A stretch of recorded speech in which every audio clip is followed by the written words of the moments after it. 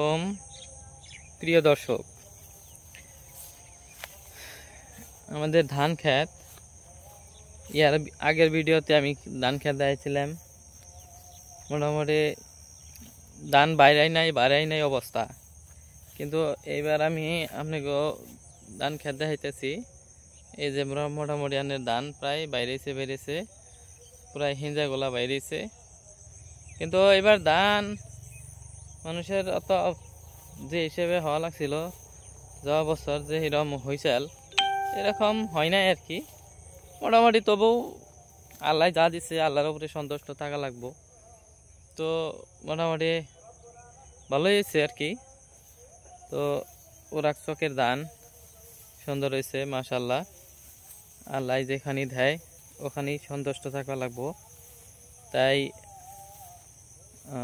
অনেকদিন পর ধান খেতে আসলাম, ধান দেখবার লিগে। তো এবার মাঝে মাঝে ধানগুলা ভালোই মানুষের ক্ষতি হয়েছে। ওই মাঝখানে ধানগুলা পুড়ে গেছে গা, এরকম ফাঁকা জায়গা হয়েছে জায়গায়। এই যে জায়গায় ওই যে গাথা দেখতেছেন যে ওই জায়গায় মানে ধানগুলো লাই আর কি। ধান থাকবো 100 মান, কিন্তু ধানগুলো 100 মান নাই। আজকের ভিডিওতে দেখাইতেছি ধানগুলা এই ধানের মোটামুটি ধান বাইরেছে, হিঞ্জাগুলা বাইরেছে। তো মোটামুটি দেখাইতেছি আনগো ধান ক্ষেতের কিছু দৃশ্য। ফটোর মধ্যে তো খুব দুনিয়া দেখা যায়, কিন্তু বাস্তবে আসলে ততটুকু না আর কি। এই চকটার মধ্যে সবচেয়ে ধান ভালো হয়েছে এই ধান, উঁচা দেখা যায় না কিছু। এই যে এই দেখেন, এই ধানের থেকে এই ধানটা একটু উঁচা। এই যে এই ক্ষেতটা একটু ধানগুলা ভালো হয়েছে আর কি।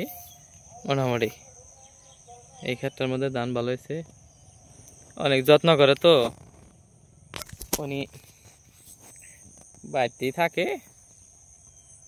আর কি, ক্ষেতের বাইসে লাগিয়ে থাকে। আমরা আবার ব্যবসা বাণিজ্য করার লাগে, আবার কিছু খাওয়ার জন্য ধান বুনছি, সেগুলো একটু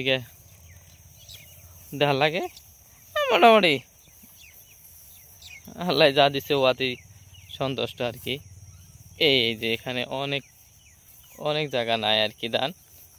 ইয়ার আগে ভিডিওতে দেখেছিলাম এনে মোটামুটি ভালোই টুকু নাই। আর এখানে একটা জায়গায় আছে, ও দেখাম আমি মাঝখানে জুম করে। এই যে এই জায়গায় বোধ হয় অনেকখানি মারি গেছে ধান। কি করা যাবো, আর মারি গেলেই উপায় নাই। ঠিক আছে, ভালো থাকবেন, সুস্থ থাকবেন, নিজের দিকে খেয়াল রাখবেন, আর কিছু নিজেরা আবাদ করবার নিয়ে চেষ্টা করবেন খাওয়ার ধানগুলা। এই ক্ষেত্রে ভালোই অল্প মায়ের হয়েছে। তো এটা আরেকজনের ক্ষেত আর কি। এই দেখেন নাই আর কি, মোটামুটি ভালো আর কি। ঠিক আছে, খুদা হাফিজ।